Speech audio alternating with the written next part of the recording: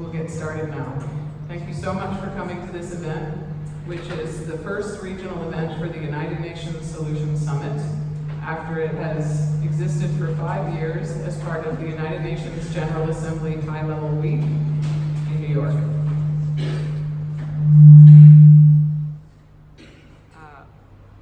The UN Solutions Summit was created in 2015 during the Sustainable Development Goals negotiations of the UN. How many of you are aware of the Sustainable Development Goals?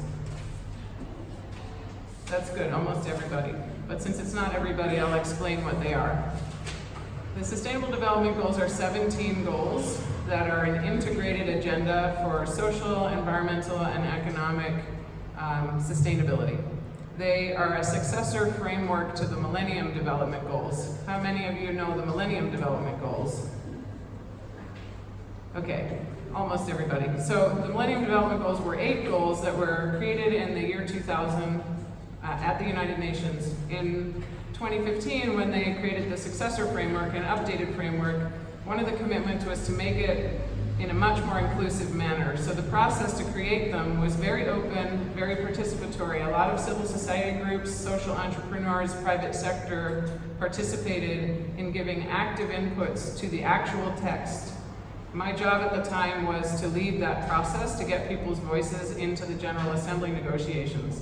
One of the main pieces of feedback that we got was people have already solved all these challenges. It's great to have an agenda, but we need to recognize that people in places all around the world in the communities most affected by the challenges already have solutions.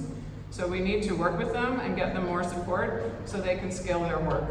So based on that feedback, we created the UN Solutions Summit in recognition of the incredible talent that already exists in places like Nairobi.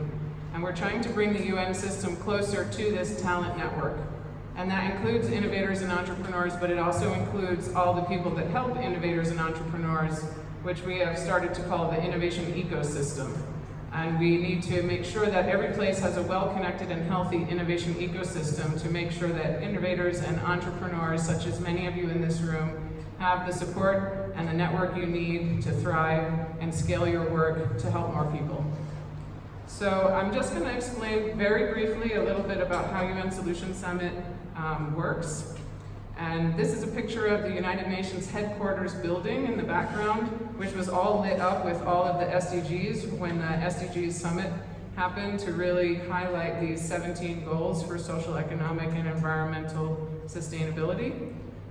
And this is some pictures of some of the innovators that we've helped at UN headquarters for the last 5 years. We've helped 50 innovators so far, selected out of more than 3,000 applications from 135 plus countries.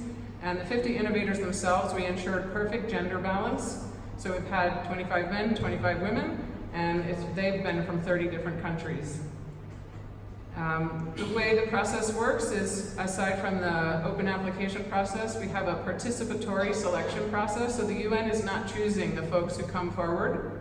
There's a selection committee process that you can also apply to be on. So if you want to be part of the decision making of who should come forward to UN Solutions Summit, you can put your hand forward for that role. We make sure that the selection committees are regionally and gender balanced, because we noticed at the UN that selection committees mirror themselves. So if you don't have a diverse and balanced selection committee, you won't have a diverse and balanced final selection. So this was the key to getting ultimately what resulted in an incredibly balanced and diverse final group. After we select the innovators, they will come and pitch, and you'll hear that today. We're going to hear from 6 different innovators today. But the focus of this work and the majority of our time today will be after they do their 4-minute pitch, we're going to break into groups, and we do this at UN headquarters as well. There's a picture of someone and their name and their organization on each table, because we want to talk with them. We want all of you to break up and sit with them and give them your best advice on how they could scale their work in Nairobi, in Kenya, in Africa, in the world. And anybody's advice is going to be valuable. We really believe in a collective genius, multi-stakeholder approach to helping each other. We also have a number of sponsors, which I'll get to later, but our sponsors don't just create funding opportunities, they also really get involved in the coaching and the acceleration partners. role. They're really, really engaged, so this is a key difference for the way in which we interact with our sponsors.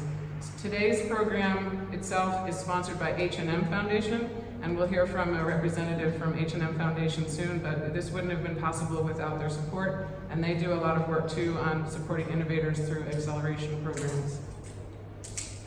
This is a picture of the map of the world from all the places that we've received applications from. So I just want to highlight that every year we only open the application process for 2 weeks because we get so many applications, and it's a relatively small entrepreneurial effort at the UN itself, teaching the UN to behave in a new way. So we're also looking to grow our partnership capacity all over the world to help make that be able to last longer and be able to help more people. So let us know if you're interested in that. This is just some charts showing you the actual gender breakdown and the developing or developed country status of the applications. So on the left, you can see the applications received.